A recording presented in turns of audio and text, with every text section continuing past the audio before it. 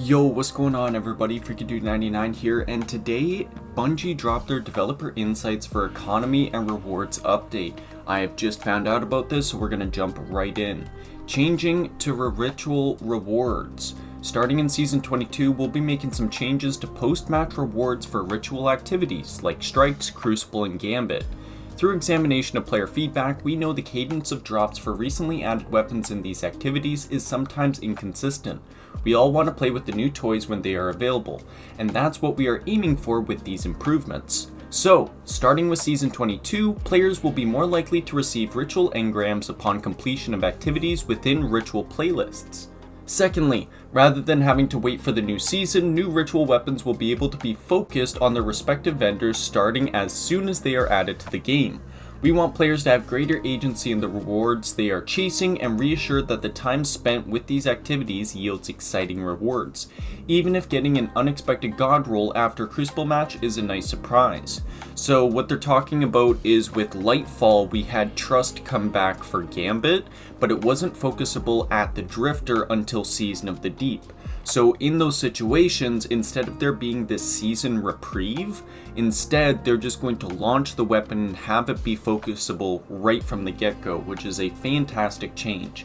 So let's jump into Season 22 weapon rewards. Since we are talking about the weapons available for Season 22, well, why not list some of them? For Crucible, we have Unending Tempest, a new stasis submachine gun. For Strikes, we have Luna Regolith 3, a solar sniper rifle. For Gambit, we have Kwa Zafan V, a void machine gun. Very nice. I like the stasis in the void.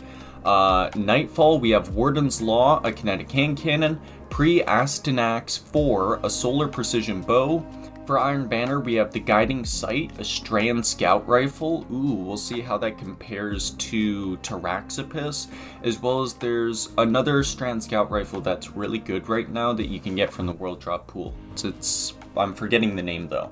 And then we also have Point of the Stag, which is an arc bow. And then Trials of Osiris, Igneous Hammer, the solar hand cannon's coming back, and Cataphract GL3, a strand heavy grenade launcher. Very interesting how that'll compare to Caraxus's Distress. You'll notice right away that we are bringing back a certain type of hand cannon and actually making it a new archetype, something that was alluded to in our previous Developer Insight article. We'll have more information to share about it very soon as tomorrow actually. Awesome. And then the new Masterwork Materials cap. Have you ever lost a stack of golf balls, aka Ascendant Shards, because you ran out of space with the Postmaster, or found yourself hitting currency cap and unable to reset your reputation rank?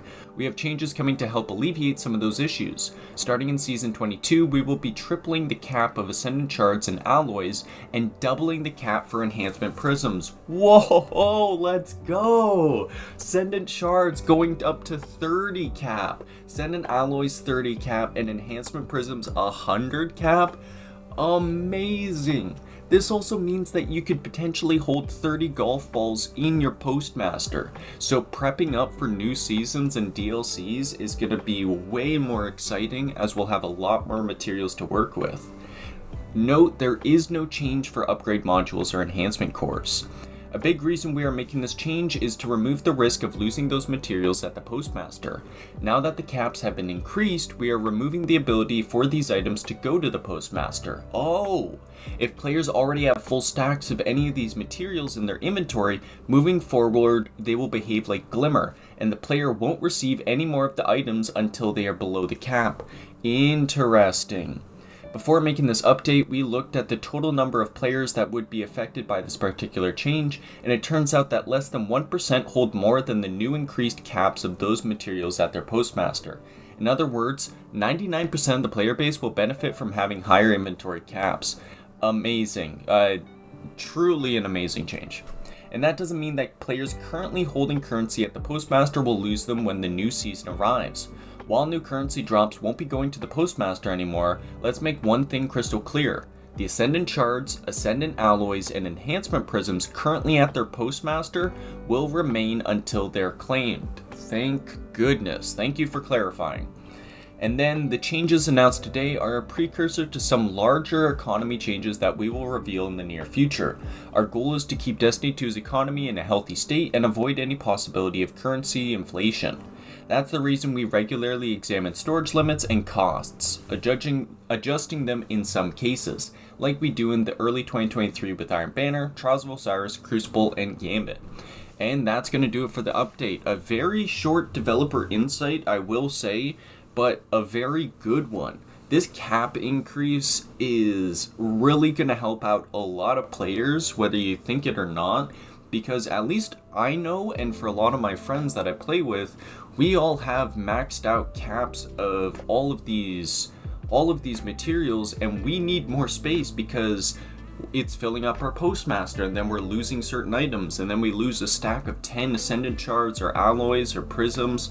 Like, this is a fantastic change, so thank you so much, Bungie. Another thing is getting the weapons to be focusable right from the start of when they launch. That means when Igneous Hammer comes back next season, it's going to be focusable immediately, which means a lot of you are going to be going after it right away, I'm sure.